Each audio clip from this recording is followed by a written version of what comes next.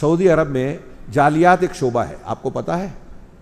हिंदुस्तान के हमारे उलमा वहाँ काम करते हैं। उर्दू हिंदुस्तान पाकिस्तान वालों के लिए, पाकिस्तान के भी हैं, फिलिपाइनी लोगों के लिए काम करते हैं।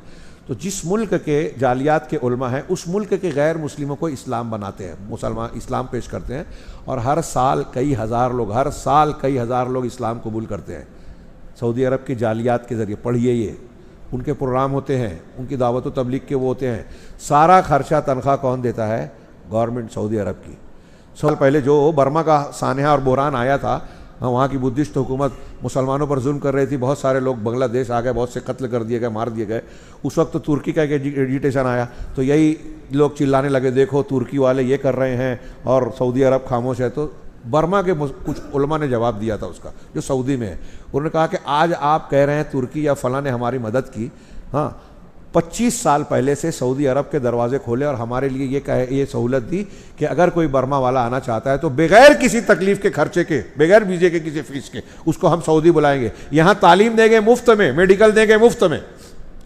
आज कई लाख बर्मी मुसलमान वहाँ रहते हैं, बड़े बड़े उलमा बन गए हैं।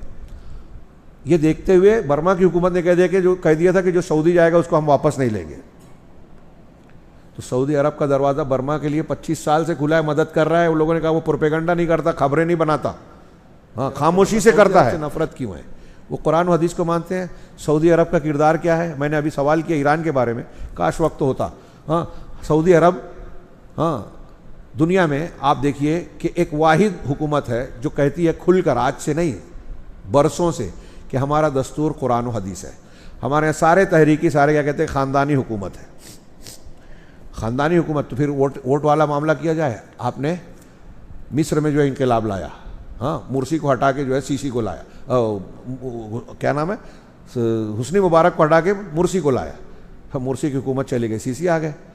फ़ौजी इनकलाब से जब सीसी आया तो कहने लगे ये बागी और गैर इस्लामी हुकूमत है, और फ़ौजी इनकलाब से जब हसन तुराबी सूडान में आया तो कहते हैं वो इस्लामी हुकूमत है। कायदा दोनों जगह बदल जाता है। देखिए मैंने कहा ना, इनका कोई कायदा नहीं है, इस मुसलमान उसूल पसंद होता है। तो वहाँ बगावत करके फ़ौज ने कब्ज़ा किया, इनकी फ़िक्र का है तो कहते हैं मुस्लिम हुकूमत है, इस्लामी हुकूमत है, और यहाँ वही काम हुआ तो इनकी फ़िक्र के ख़िलाफ़ है तो कहा कि ये गैर इस्लामी हुकूमत है। मुर्सी साहब बहुत दीनदार, बड़े ऐसे बड़े वैसे, उनका जो है खुफिया डेलीगेशन इसराइल जा रहा है, ये ऑन रिकॉर्ड है। मुर्सी इखवानी जो थे, उनकी हुकूमत बनी तो इसराइल उसका नुमाइंदा गया बातचीत करने, ईरान का ही मर्तबा गया, सऊदी अरब को धमकी दे रहे थे। कौन सा दीन मानते हैं आप?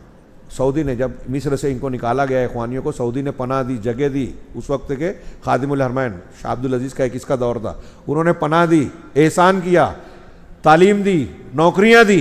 ये वहीं रात में जो है पर्चियाँ बांटते थे हुकूमत के खिलाफ, इन्हें एहसान फरामोश। सऊदी ने हमेशा, अभी शाम का मैंने जिक्र किया, कभी आपने सुना कि किसी शामी को तो ईरानी मार रहे थे ना?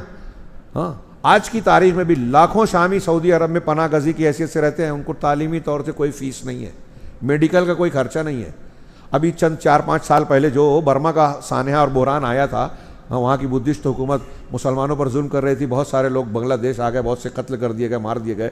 उस वक्त तो तुर्की का एक एजिटेशन आया, तो यही लोग चिल्लाने लगे, देखो तुर्की वाले ये कर रहे हैं और सऊदी अरब खामोश है। तो बर्मा के कुछ उलमा ने जवाब दिया था उसका, जो सऊदी में है। उन्होंने कहा कि आज आप कह रहे हैं तुर्की या फलां ने हमारी मदद की, हाँ 25 साल पहले से सऊदी अरब के दरवाजे खोले और हमारे लिए ये सहूलत दी कि अगर कोई बर्मा वाला आना चाहता है तो बगैर किसी तकलीफ के खर्चे के, बगैर वीजे के, किसी फीस के, उसको हम सऊदी बुलाएंगे, यहाँ तालीम देंगे मुफ्त में, मेडिकल देंगे मुफ्त में। आज कई लाख बर्मी मुसलमान वहाँ रहते हैं, बड़े बड़े उलमा बन गए हैं। ये देखते हुए बर्मा की हुकूमत ने कह दिया था कि जो सऊदी जाएगा उसको हम वापस नहीं लेंगे। तो सऊदी अरब का दरवाज़ा बर्मा के लिए 25 साल से खुला है, मदद कर रहा है। उन लोगों ने कहा वो प्रोपेगेंडा नहीं करता, खबरें नहीं बनाता, हाँ खामोशी से करता है। सऊदी अरब में जालियात एक शोबा है, आपको पता है? हिंदुस्तान के हमारे उलमा वहाँ काम करते हैं। उर्दू हिंदुस्तान पाकिस्तान वालों के लिए, पाकिस्तान के भी हैं, फिलिपाइनी लोगों के लिए काम करते हैं। तो जिस मुल्क के जालियात के उलमा हैं उस मुल्क के गैर मुस्लिमों को इस्लाम बनाते हैं, मुसलमान इस्लाम पेश करते हैं, और हर साल कई हज़ार लोग इस्लाम कबूल करते हैं सऊदी अरब की जालियात के ज़रिए। पढ़िए, ये उनके प्रोग्राम होते हैं, उनकी दावत व तबलीग के वो होते हैं, सारा खर्चा तनख्वाह कौन देता है? गवर्नमेंट सऊदी अरब की। सऊदी अरब की यूनिवर्सिटीज़ से पूरी दुनिया के मुसलमान तालीम हासिल करने जाते हैं।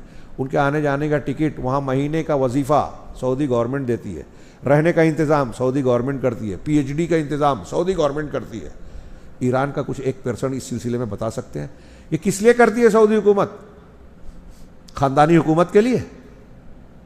उनके हर मस्जिद में, जितनी सरकारी मस्जिदें हैं सरकारी इंतज़ाम में, और अक्सर वही है, उनमें आप देखेंगे कि मगरिब बाद, फजर बाद दुरूस होते हैं किताबों के, अकीदे के।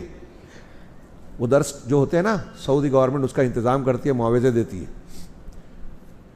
मुजम्मा फहद बरसों से कुरान छाप रहा है। आपके यहाँ अहसनुल बयान जो छपा हुआ हाजी लोग लाते हैं, ये उर्दू का है।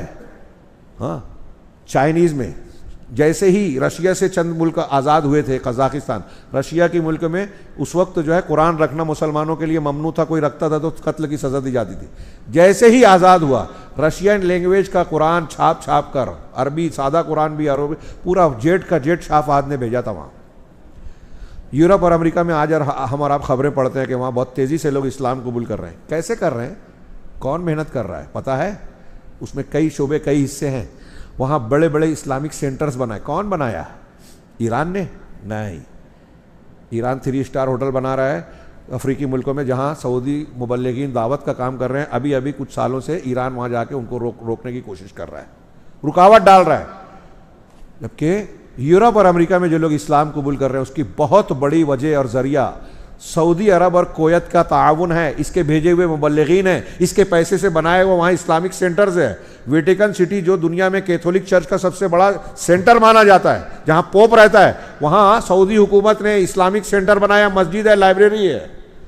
उसको बहुत रोकने की कोशिश की ईसाइयों ने कि नहीं, ये हमारा हमसे इतना बड़ा नहीं, इतना ऊंचा मीनार नहीं, ठीक है हम मीनारा नीचा कर देते हैं, ऐसा नहीं बन सकता, ठीक है जैसे आप कहते हैं वैसे बनाते हैं, लेकिन हम बनाएंगे। आखिर में बनाया। किसने बनाया? सऊदी अरब ने। उनके घर में घुसकर इस्लाम फैला रहे हैं। अफ्रीकी मुल्कों को कसम खाई थी, मैंने कई मरतबा बयान किया, ये कसम खाई थी ईसाई मुबल्लिगीन ने कि 2000 आते आते, ये 1970-80 की दहाई में कहा कि 2000 आते आते अफ्रीकी मुल्क जो मुस्लिम अक्सरियत का बर्र आज़म है, हम उसको ईसाई अक्सरियत का बर्र आज़म बना देंगे, वहाँ के मुसलमानों को ईसाई बना देंगे। इसके लिए शहर शहर, बस्ती बस्ती लोग वहाँ फैले, मुबल्लिगीन गए। शाह फहद ने अपने फ़ारिगीन को अफ्रीकी ममालिक के बुलाया और कहा कि हमको ऐसी ऐसी खबर मिली है, आप जाइए वहाँ इस्लामिक सेंटर बनाइए, दीन की दावत दीजिए, मुसलमानों को बचाइए, इसके लिए आपसे जो चाहिए ले जाइएगा, हम आपकी हर मदद करने को तैयार है। किताबें चाहिए, कुछ असबाब चाहिए, हम सब फराहम करेंगे, लेकिन दावत का काम कीजिए, मुसलमानों को बचाइए।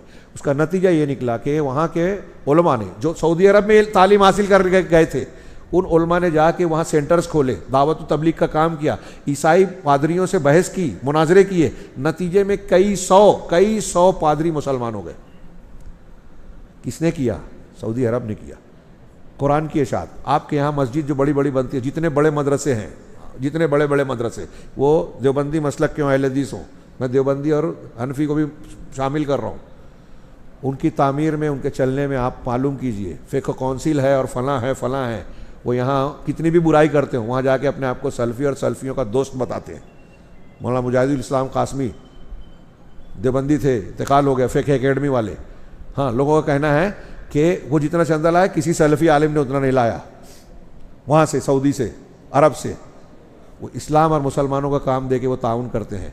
किसी मुसलमान मुल्क में सैलाब आया, तूफ़ान आया, सबसे पहली मदद आप देखेंगे सऊदी अरब की। वहाँ जगह जगह बिछा देते हैं, लोग ऐलान करते हैं कि मदद कीजिए। छोटे छोटे बच्चे अपना जमा पूंजी ला के दे देते हैं कि हमारे मुसलमान भाई जो हैं वो तकलीफ़ में है, परेशानी में है, उनकी मदद के लिए हम पैसा दें। औरतें अपने जेवरात देती हैं। उनके यहाँ बुराइयाँ नहीं है, मैं ये नहीं कहता, मैं ये कह रहा हूँ कि दोस्ती और दुश्मनी का मेयार क्या है आपके नज़दीक? वो पूरी दुनिया के मुसलमान को भाई समझते हैं, मदद के लिए खड़े होते हैं, दीन की दावत व तबलीग के लिए हर जगह आगे रहते हैं। हमारे लिए उलमा तैयार करके भेज रहे हैं, कुरान छाप कर भेज रहे हैं, किताबों की इशाअत कर रहे हैं, हमारे बच्चों को बुलाकर वहां पढ़ा रहे हैं, मस्जिदों में पढ़ाई का इंतजाम कर रहे हैं, कुरान की तजवीद सिखा रहे हैं, दावत व तबलीग का काम कर रहे हैं, दीन का कोई भी महाज है काम कर रहे हैं। टेक्नोलॉजी में पीछे हैं, इसलिए मदद लेनी पड़ती है उन लोगों से, उन मुल्कों से जो टेक्नोलॉजी में आगे हैं।